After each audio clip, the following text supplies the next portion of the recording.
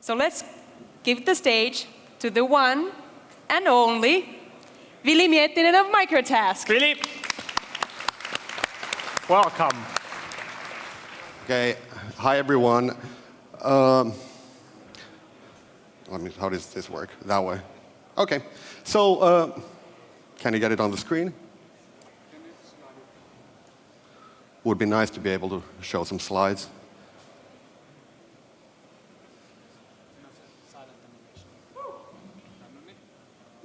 Okay. Okay, so apart from being a serial entrepreneur, I'm also an avid photographer. I have about 150,000 photos, uncategorized photos stored on my hard drive. So back in 2007, I started to take a look at crowdsourcing as a way to organize and tag all of these photos. And this research eventually led to the formation of my current company. Now, the term crowdsourcing was coined by Jeff Howe back in 2006 in a very famous article he wrote for The Wired magazine. And I was speaking at a conference in Berlin a couple of months ago, and there I said on stage that crowdsourcing, the term crowdsourcing, has become a monster. It's becoming an all-encompassing buzzword, kind of like social media, to cover all kinds of collaboration that people have over the internet. And as it happened, Jeff was sitting in the front row of the audience. I could see his face going like, ugh. I was calling his baby a monster. Now, crowdsourcing is by no means a new approach for problem solving, and it doesn't even require internet. For example, the very first versions of Oxford English Dictionary and tens of thousands of participants on small slips of paper through the Royal Mail. And of course, these days, the most shining example of crowdsourcing is Wikipedia, where thousands of experts and amateurs alike collaborate to create the world's best encyclopedia. And in this kind of crowdsourcing, the process is highly iterative and people improve on each other's work. And there's little centralized control.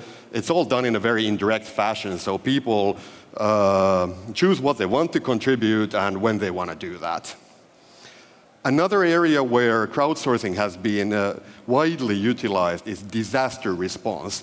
For example, after the recent earthquake in Haiti and the tsunami in Japan, sites powered by the Ushahidi platform were sprung up in minutes after the disasters, so people could participate to help remotely the relief workers who were there on ground.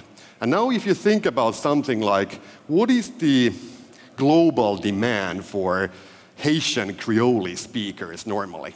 It's pretty close to zero, but immediately after the earthquake, this demand became like a need of thousands of translators. So this kind of a staffing ramp-up problem cannot be solved in any traditional means, only through crowdsourcing. I mean, imagine going to like Eila Kaisla or Manpower and tell them that, oh, we need 2,000 Creole-speaking translators. I mean, they're going to laugh at you.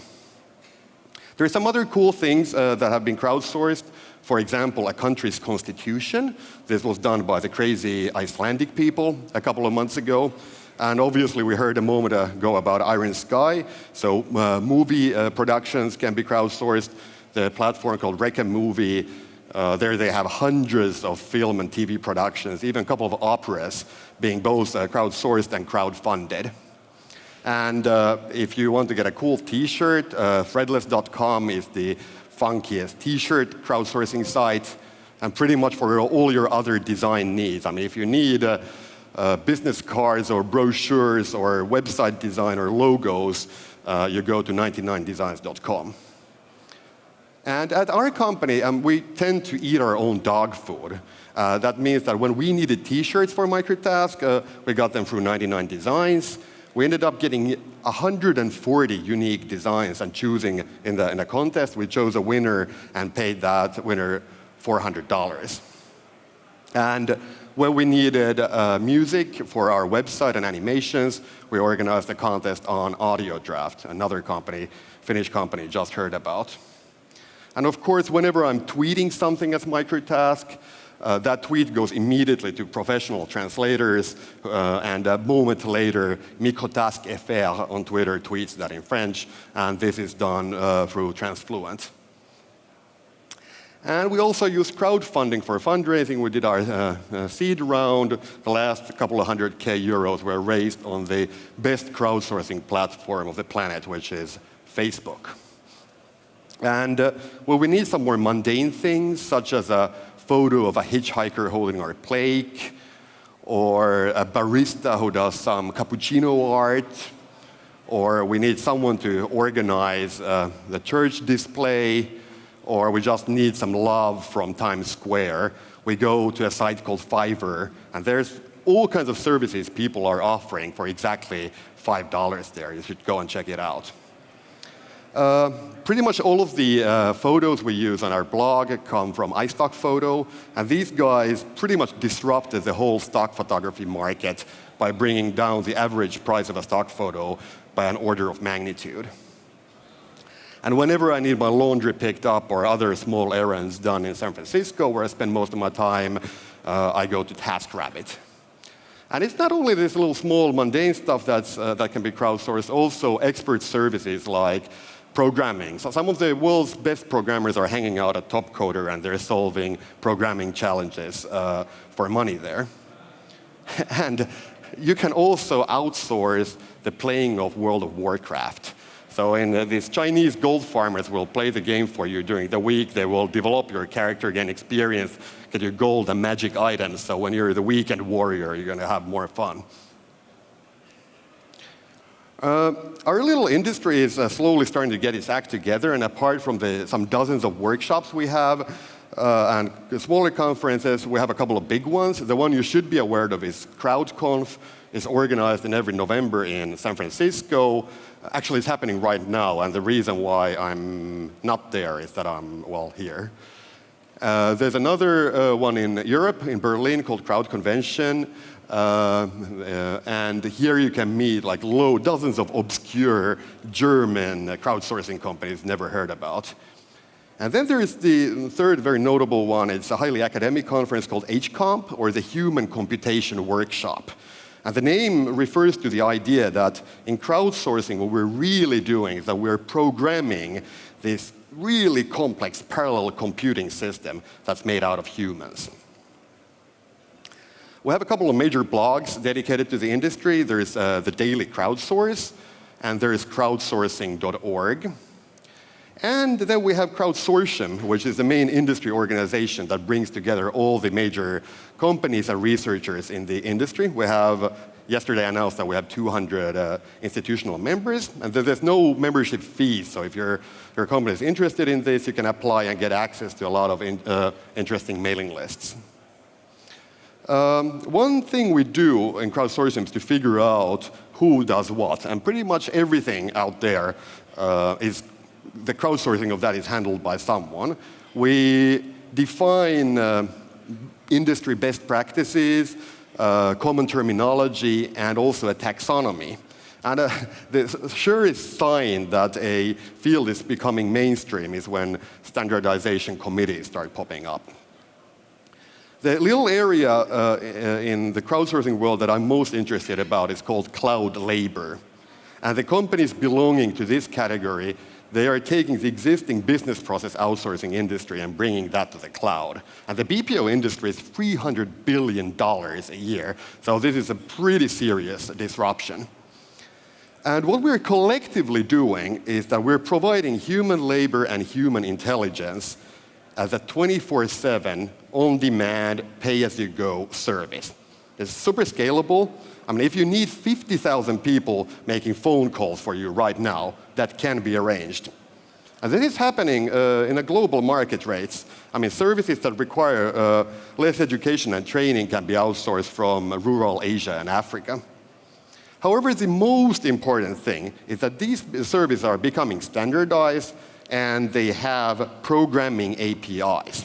And that means that your software, computer software, can buy human intelligence whenever it needs it. And if you think about that, traditionally developing artificial intelligence is quite expensive and time-consuming. You can end up in some application areas spending thousands of man-years in R&D work, which translates to hundreds of millions of dollars of R&D investment cost. These same services can be built right now based on distributed human intelligence. With $100 million, you can buy a lot of human computing cycles. What this means from a startup's perspective is that very soon we'll be able to build truly scalable companies. In the last 5 years, we've gotten all the hardware into the cloud. We can tap into open source software. We can buy the rest of the software as a service. We can run distributed teams with no physical offices. We have good collaboration tools for that. And now finally, the last thing, access to labor pools has been made available. I'd just like to quickly introduce you to a couple of the main companies in the cloud labor field. You should be aware of Odesk and Elance are the original remote staffing companies. They have together a workforce about 2 million people in 250 countries you can tap into. Then there are some specialized virtual workforce providers such as Samasource. These guys provide fair trade labor, and their pool of workers are female entrepreneurs in countries such as Haiti, Uganda, and Pakistan. The granddaddy of the micro-work sites is Amazon's Mechanical Turk, and it lets you post what's called human intelligent tasks to be executed by thousands of people in parallel. It's very popular in the academic circles, but it requires a fair amount of programming to use in practice. And then there's a couple of companies that are building optimized workflows for the most common task types. Here in Europe, we have clickworker.com, and the market leader for enterprise crowdsourcing in the US is Crowdflower. And here's one of my favorite companies in the whole world. It's called Cloud Factory, 2 guys who took their company to Nepal. These guys provide a really simple visual tool that allows you to construct an assembly line combining human workers and software scripts, which they call robots. And I met them at TechCrunch Disrupt about a month ago, and they did a very cool demo where they took a photo of my badge with the iPhone, and immediately some people in Nepal figured out what was my name, what was the name of the company. They found out my email address, and 20 seconds later, I got an email to my iPhone saying, "Hi, Ville, we met at TechCrunch Disrupt." It was really cool, and that was a fully automated pipeline. And then there's a couple of companies that are targeting or building their service just around a single task type. Speaker Text is an example. They provide an API where you can submit an MP3 file of your speech, and you get back the transcribed text a while later. And this speech I'm giving here right now would cost exactly $28 to transcribe. And then one of my favorites is VizWiz. And these guys have an iPhone app that's used by blind people, and they can take pictures of their surroundings and ask questions. They use a combination of computer vision and human volunteers to answer those questions. And then finally, a couple of months ago, I got an email from the CEO of TagCow. It turns out that this is a service that can take 150,000 photos from our hard drive and do descriptive tagging and people tagging on those. So I guess that the circle closes, that in 5 years we've turned from a crazy visionary article in Wired to a mainstream industry. And what I hope is that you've been able to pick at least some ideas about how to use these methodologies and services in your own startups.